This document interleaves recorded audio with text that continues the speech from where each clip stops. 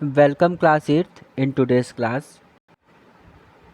Students, in our previous class we have started our geography chapter first and introduction to resources और हम लोगों ने इस chapter में पढ़ लिया what is resources, type of resources, जहां हम लोगों ने देखा कि there are three types of resources: natural resources, man made resources and human resource. Then हम लोगों ने क्लासिफिकेशन ऑफ द रिसोर्सेज भी पढ़ा कि नेचुरल रिसोर्सेज को किन किन तरीके से क्लासिफाइड किया गया है, जहां classification on the basis of origin, classification on the basis of development, classification on the basis of renewability and classification on the basis of distribution हम लोगों ने समझ लिया था। Our next topic is human made resources. ठीक है, तो resources three types के हो गए: natural resources, human made resources and human resource. तो अब हम लोग नेचुरल रिसोर्सेज के बाद ह्यूमन मेड रिसोर्सेज समझेंगे। ह्यूमन मेड रिसोर्सेज क्या है? नेम से ही पता चल रहा है, ह्यूमन मेड ऐसे रिसोर्सेज जो ह्यूमंस के द्वारा बनाए गए हैं, है ना। You as the name suggest, these resources are created by human beings from the materials available in the environment. वो सारे मटेरियल्स जो नेचर में अवेलेबल हैं, हमारे एनवायरनमेंट में अवेलेबल है, हमारे चारों तरफ उपलब्ध हैं, उन्हीं रिसोर्सेज को यूज़ करते हुए, यानी उन्हीं सभी नेचुरल रिसोर्सेज को भी यूज़ करते हुए जब ह्यूमन किसी एक नए तरह का रिसोर्स क्रिएट करता है, फॉर्म करता है, जो हमारे लिए यूटिलाइज़ करने के योग्य होता है, जो हमारे लिए बहुत ही ज़्यादा यूज़फुल होता है ना। तो ऐसी चीज़ों को हम क्या कहेंगे? ऐसी चीज़ों को हम ह्यूमन मेड रिसोर्सेज कहेंगे। अदर वर्ड्स में अगर हम देखते हैं, resources created by human beings are called human made resources. एकदम क्लियर होगा, ह्यूमंस ने बनाया तो वो इसीलिए ह्यूमन मेड रिसोर्सेज कहलाया। For example, machines, tools, buildings and other infrastructures are all examples of human made resources, है ना। ये सारी चीज़ें क्या है? स्कूल्स, हॉस्पिटल्स, बिल्डिंग्स, रोड्स, ये ह्यूमंस ने ही बनाया हुआ है और ये सभी चीज़ें हमारे लिए रिसोर्सेज की तरह ही काम कर रही है, ये हमारे लिए रिसोर्सेज हैं, है ना। तो ह्यूमन मेड रिसोर्सेज क्लियर हो गया होगा कि क्या है। ठीक है, ह्यूमन मेड रिसोर्सेज डेवलप करता है साइंस और टेक्नोलॉजीज़ के डेवलप करने के साथ साथ। हम लोगों ने पहले भी पढ़ा कि अर्ली ह्यूमंस नेचर में मिलने वाली चीज़ों को ही सिर्फ यूज़ करते थे, केवल वो नेचुरल रिसोर्सेज ही यूज़ कर पाते थे, क्योंकि उस टाइम पर साइंस और टेक्नोलॉजीज़ का डेवलपमेंट नहीं हुआ था, तो वो कुछ नया क्रिएट नहीं कर पा रहे थे। लेकिन जैसे जैसे टेक्नोलॉजीज़ डेवलप हुई, साइंस डेवलप हुआ, हमें नए नए मेथड्स आ गए, हमारे पास नई नई तकनीक आ गई कि हम किस तरीके से नेचुरल रिसोर्सेज को और भी ज़्यादा यूज़फुल बना सकते हैं, या नेचर में मिलने वाले रॉ मटेरियल्स से को यूज़ करके हम और क्या क्रिएट कर सकते हैं, है ना। तो ह्यूमन मेड रिसोर्सेज डिपेंड करता है साइंस और टेक्नोलॉजीज़ के ऊपर। जितना ज़्यादा साइंस और टेक्नोलॉजीज़ डेवलप करेगा ह्यूमन मेड रिसोर्सेज, उतना ही ज़्यादा फ्लॉरिश होंगे। क्लियर कि ह्यूमन मेड रिसोर्सेज क्या हैं। Our next topic is third type of resource. ये रिसोर्स का तीसरा प्रकार है। थर्ड टाइप का रिसोर्स हमारा कौन सा होता है? Human resource. कंफ्यूज नहीं होना है ह्यूमन मेड रिसोर्स और ह्यूमन रिसोर्स में, both are different. Human made resources जो ह्यूमंस बनाते हैं, पर ह्यूमन रिसोर्सेज क्या हैं? Human resource, it refers to the number and ability of the people. Human resources क्या है?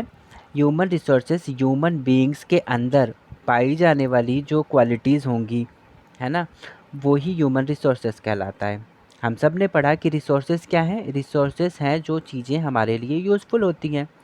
और एक ह्यूमन की वैल्यू कब बढ़ जाती है? जब उस ह्यूमन के अंदर नॉलेज होगा, हेल्थ होगा, स्किल होगा, विजडम होगा, है ना। इस तरह की जो चीज़ें होती हैं, इस तरह की जो क्वालिटीज़ होती हैं, जब वो होगा तभी कोई भी ह्यूमन बीइंग एक रिसोर्स की तरह काम कर पाएगा, है ना। रिसोर्स का मतलब ना यही कि वो हेल्प करेगा हमारे लिए और एक अच्छी तरीके से हम उस चीज़ को यूज़ कर पाएंगे, नहीं। तो ह्यूमन रिसोर्स, एक रिसोर्स की तरह कब बन सकता है?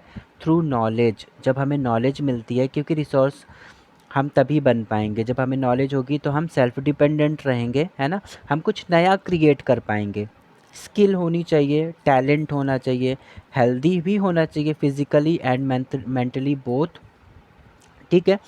अगर हम ऐसे समझ लेते हैं कि मान लो नेचर में कोई भी चीज़ मिलती है, ठीक है, तो हमें पता है कि ये चीज़ है, अवेलेबल है हमारे पास, लेकिन हम उसको यूज़ कैसे कर पाएंगे? यूज़ हम तभी कर सकते हैं या हम उस चीज़ से एक नया कोई भी गुड्स, एक नई कोई चीज़ तब बना सकते हैं जब हमारे पास नॉलेज होगी ना, जब हमारे पास स्किल होगी।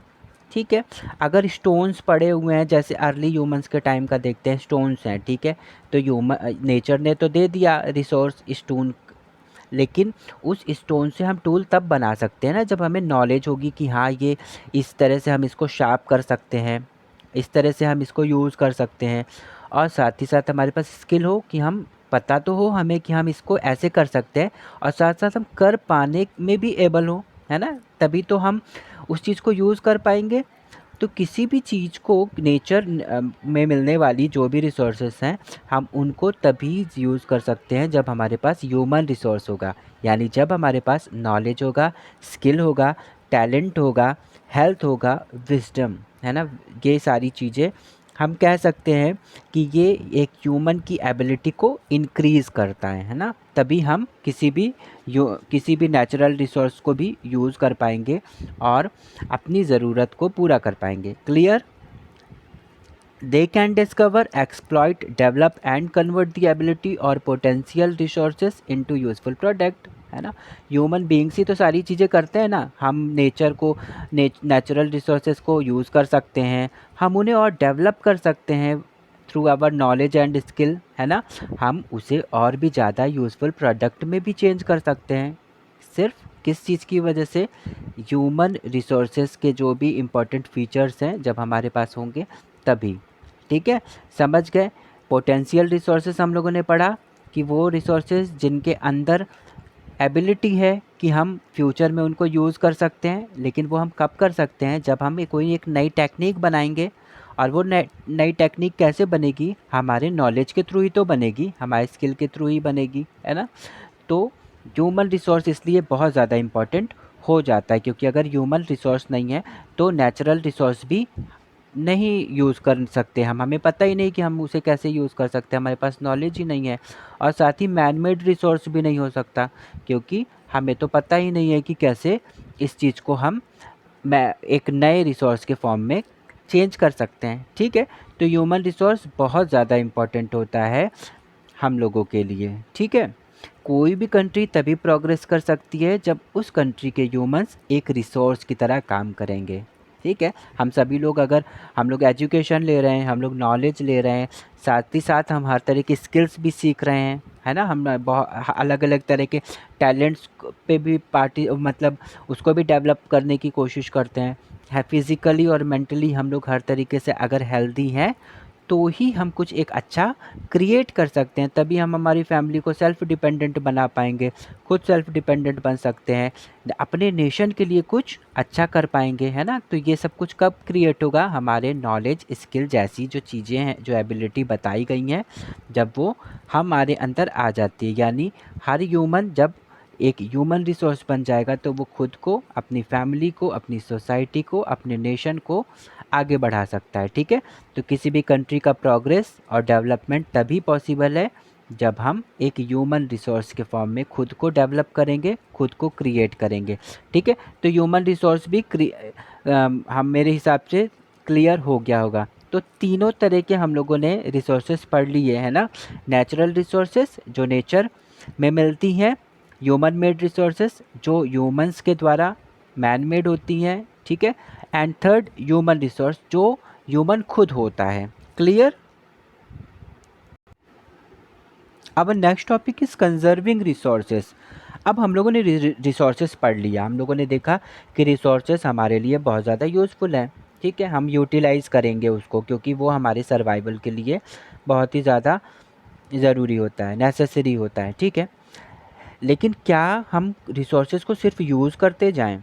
नहीं ना, हमें क्या करना होगा? हम लोगों ने पढ़ा कि कुछ रिसोर्सेज ऐसे हैं जो नॉन रिन्यूएबल हैं, जो एक बार अगर हमने यूज़ कर लिया तो वो एग्जॉस्ट हो जाएंगे, वो ख़त्म हो जाएंगे, और अगर ख़त्म हो गए तो वो यूज़फुल थिंग्स जो हमारे लिए अभी बहुत ज़्यादा इम्पोर्टेंट है, वो फ्यूचर में कैसे मिलेगी हमको? नहीं। तो इसके लिए हमें क्या करना होगा? हमें कंज़र्व करना होगा रिसोर्सेज़ को। सबसे पहले समझते हैं कि कंज़र्वेशन होता क्या है? Conservation means the efficient, proper and judicious use of resources. ठीक है? कम, जितना हमें ज़रूरत हो, प्रॉपर तरीके से हम रिसोर्सेज़ को यूज़ करें और जुडिशियस वे में, मतलब ऐसा नहीं कि किसी को हार्म पहुँचाएँ, नेचर को हार्म पहुँचाएँ या किसी और तरीके से। ठीक है? तो ये इस तरीके से अगर हम हमारे रिसोर्सेज़ को यूज़ कर रहे हैं तो इसका मतलब है कि हम कंज़र्व कर रहे हैं हमारे रिसोर्सेज़ को। ठीक है? तो नेचुरल रिसोर्सेज़ को बहुत ही केयरफुली तरीके से हमें यूज़ करना चाहिए। उसे टाइम देना चाहिए कि वो वापस रिन्यू हो सके। कुछ रिसोर्सेज़ हैं ना जो रिन्यू भी हो जाते हैं, पर थोड़ा टाइम उनको लगता है। एक प्रोसेस होता है जिसके बाद ही जाकर वो रिन्यू हो पाते हैं। ठीक है? तो हम यूज़ करें, भई नेचर में रिसोर्सेज़ अवेलेबल हैं तो वो हम यूज़ करेंगे ही करेंगे, क्योंकि हमें डेवलप करना है ना? अपनी कंट्री को भी आगे बढ़ाना है, खुद भी आगे बढ़ना है। और वो सारी चीज़ें जब हम यूज़ कर रहे हैं, तो बस हमें करना क्या है कि एक केयरफुल मैनर में हम काम करेंगे और जो चीज़ें रिन्यूएबल हैं उनको टाइम देंगे कि वो रिन्यू हो सके। जो नॉन रिन्यूएबल है उनका हम कम से कम यूज़ करेंगे ताकि वो एग्जॉस्ट ना हो जाए। रिसोर्सेज़ को तो हम अर्ली टाइम से ही यूज़ कर रहे हैं, है ना? बहुत पुराने समय से ही हम यूज़ कर रहे हैं नेचुरल रिसोर्सेज़ को। लेकिन आज हमें क्या ध्यान देना है? अर्ली टाइम्स में पॉपुलेशन इतनी ज़्यादा नहीं थी, पॉपुलेशन कम थी, हमारी ज़रूरतें लिमिटेड थी, है ना? इतना ज़्यादा हमारी ज़रूरतें नहीं थी। तो हम क्या करते थे कि एक साइड से हम रिसोर्सेज़ को यूज़ करते जाते थे, बहुत ज़्यादा अमाउंट में क्योंकि नहीं कर रहे थे, सब कुछ हमारी ज़रूरतें लिमिटेड होती थी। तो दूसरे साइड पे रिसोर्सेज रिन्यू भी हो जाते थे, नहीं। लेकिन आज के टाइम पर साइंटिफिक और टेक्नोलॉजीज़ एडवांसमेंट आ जाने के साथ साथ ह्यूमन बीइंग्स ने क्या करना शुरू कर दिया है, अब इन्हीं रिसोर्सेज को लार्जर स्केल पर यूज़ करना शुरू कर दिया है। ठीक है? और साथ ही साथ पर पॉपुलेशन की भी इतनी ज़्यादा इंक्रीज़ होती जा रही है। तब की पॉपुलेशन और अब आज के टाइम की पॉपुलेशन में बहुत ज़्यादा फ़र्क आ चुका है। अब पॉपुलेशन बहुत ज़्यादा बढ़ चुका है। तो पॉपुलेशन बढ़ने के साथ-साथ डिमांड भी बढ़ जाएगी, है ना? जितना ज़्यादा लोग होंगे, उतनी ज़्यादा माँग होगी ना किसी भी चीज़ की, और जितनी ज़्यादा माँग होगी, डिमांड होगी, हम उतना ज़्यादा यूज़ करना शुरू कर देंगे। तो जब हम ज़्यादा ज़्यादा करना शुरू करते हैं तो रिन्यू होने के लिए हमारे रिसोर्सेज को टाइम नहीं मिल पाता है। तो एक टाइम ऐसा भी आ सकता है कि वो रिन्यूएबल जो चीज़ें हैं वो भी एग्जॉस्ट हो जाएगा, वो भी ख़त्म हो जाएगा, क्योंकि उसको भी तो कुछ टाइम चाहिए होता है रिन्यू होने के लिए, है ना? तो इसके लिए क्या करना होगा? इसके लिए ही हम कंजर्वेशन की बात करते हैं कि हम रिसोर्सेज को सही वे में यूज़ करें। ठीक है? अब ओवर यूज़ करने की वजह से क्या रिज़ल्ट हमें देखने को मिल रहा है? हम लोग अपनी ज़रूरतों को पूरा करने के लिए, अपने आप के लिए बहुत ज़्यादा रिसोर्सेज तो यूज़ करते हैं, ओवर यूज़ करते हैं, है ना? ह्यूमन अपने ग्रीड के लिए ये सब कुछ कर रहा है। बहुत सारे फॉरेस्ट की कटिंग करी जा रही है, जो कि फॉरेस्ट हम लोग समझते हैं कि वो ऑक्सीजन की के बैलेंस को भी मेंटेन करता है ना? और साथ ही हम इंडस्ट्रीज़ भी, क्योंकि हमें इकोनॉमिकल ग्रोथ भी करना है, तो उसके लिए हम बहुत ज़्यादा इंडस्ट्रीज़ भी लगा रहे हैं। उससे फ़ायदे भी बहुत सारे हैं, लेकिन उससे निकलने वाली गंदगी वाटर पॉल्यूशन कर रहा है, एयर पॉल्यूशन कर रहा है। तो कहीं न कहीं हमारी जो ग्रीड है, हमारा जो लालच है, वो एयर की क्वालिटी को, वाटर की क्वालिटी को, लैंड की क्वालिटी को, सबको हार्म पहुंचा रहा है, और उसका रिज़ल्ट हमारे ऊपर ही आता है। वो कहीं न कहीं हमें ही नुकसान दे रहा है ना? जिसकी वजह से क्या होता है कि ये जो गंदगी फैल रही है, ये जो पॉल्यूशन फैल रहा है, ये जो इम्बैलेंस हो रहा है हमारा पूरा नेचर, उसकी वजह से क्या हो रहा है कि बर्ड्स की बहुत सारी स्पीसीज़, प्लांट्स की बहुत सारी स्पीसीज़, एनिमल्स की बहुत सारी स्पीसीज़ अब क्या हो रहे हैं, एक्सटिंक्ट हो गए, ख़त्म ही हो गए, है ना? वो रह ही नहीं गए, क्योंकि बर्ड्स को भी रहने के लिए शेल्टर चाहिए ना, और वो फॉरेस्ट में रहते हैं, बहुत सारे वाइल्ड लाइफ एनिमल्स होते हैं। जब हम फॉरेस्ट की कटिंग कर देते हैं तो उन्हें शेल्टर की ज़रूरत है, साथ ही वो पूरी तरीके से खुद के फूड के लिए भी फॉरेस्ट पर ही डिपेंडेंट होते हैं ना। जब हम फॉरेस्ट हटाते जाएंगे तो उनके लिए तो फूड की अवेलेबिलिटी भी नहीं रहेगी, है ना? वाटर पोल्यूशन के थ्रू हम एक्वेटिक एनिमल्स को भी हार्म पहुंचा रहे हैं। तो कुछ इस तरह के विशेष तरह के बहुत सारी स्पेशल टाइप की स्पीसीज़ प्लांट्स, बर्ड्स और एनिमल्स के हमारे यहाँ से एक्सटिंक्ट हो गए हैं, जिससे क्या है कि वाइल्ड लाइफ की जो डाइवर्सिटी हमारे यहाँ मिलती थी, उस पे भी हम धीरे धीरे कम होते जा रहे हैं और ये हमारा लॉस होता है ना। तो ये इसके लिए हमें क्या करना होगा, इसके लिए फिर वही बात कि हमें कंजर्व करना होगा हमारे रिसोर्सेज को। अगर जिस स्पीड में पॉपुलेशन का ग्रोथ हो रहा है, यानी हमारी डिमांड बढ़ती जा रही है, उसी स्पीड में हमारे रिसोर्सेस रिन्यू होते जाते तो प्रॉब्लम नहीं थी, है ना। उनको रिन्यू होने की स्पीड जो है वो थोड़ी सी कम है, पर हमारे पॉपुलेशन का जो ग्रोथ हो रहा है वो बहुत ज़्यादा हो रहा है, ठीक है। तो इसके लिए हमें क्या उस स्पीड को बैलेंस करते हुए काम करना होगा, तभी हम जाकर हमारे रिसोर्सेज को फ्यूचर में भी यूज़ कर पाएंगे, ठीक है। ठीक। अब हम जब कहते हैं कि हमें रिसोर्सेज को कम से कम यूज़ करना है, ठीक है, फिर दूसरे साइड पे हम ये भी कहते हैं कि अगर कंट्री को डेवलप करना है तो हमें रिसोर्सेज को यूज़ करना ही पड़ेगा। तो क्या ऐसा पॉसिबल है कि हम रिसोर्सेज को भी यूज़ कर लें, ठीक है, और साथ ही साथ डेवलपमेंट भी कर लें? क्योंकि दोनों तो थोड़ा-सा विपरीत दिखाई दे रहे हैं कि अगर डेवलपमेंट करना है तो रिसोर्सेज़ यूज़ करना है, लेकिन जब रिसोर्सेज़ यूज़ करना है तो फ्यूचर के लिए सोच के करा जाए, कैसे किया जाए, लिमिटेड वे में किया जाए, तब तो हमारा डेवलपमेंट भी लिमिटेड हो जाएगा, है ना? लेकिन नहीं, ऐसा नहीं है। हम दोनों ही चीज़ों को बैलेंस करते हुए भी काम कर सकते हैं। Sustainable development of resources means development should take place without damaging the environment, and development in the present should not destroy the ability of future generation to meet their needs. Sustainable development क्या है? Sustainable development का मतलब है कि हम development भी करें, ठीक है, यानी रिसोर्सेज को भी यूज़ करें, but without damaging the environment. Resources को भी यूज़ करें लेकिन हम एनवायरनमेंट को डैमेज ना करते हुए, एक लिमिटेड वे में अगर हम कर रहे हैं तो हम डेवलपमेंट भी करेंगे और साथ ही साथ रिसोर्सेज को कंजर्व भी करेंगे। समझ रहे हो? When we use natural resources wisely for today's need and also conserve them for our future generation, it is known as sustainable development। ठीक है, क्लियर हो गया होगा कि जब हम हमारे कंट्री के डेवलपमेंट के लिए, इकोनॉमिक ग्रोथ के लिए रिसोर्सेज को लिमिटेड वे में यूज़ करते हैं, वाइजली करते हैं, ज्यूडिशियस वे में करते हैं कि उससे किसी भी तरीके से नेचर को भी हार्म ना पहुँचे और हमारे फ्यूचर जनरेशन के लिए भी वो सारी चीज़ें अवेलेबल रहे, एकदम से एग्जॉस्ट ना हो जाए।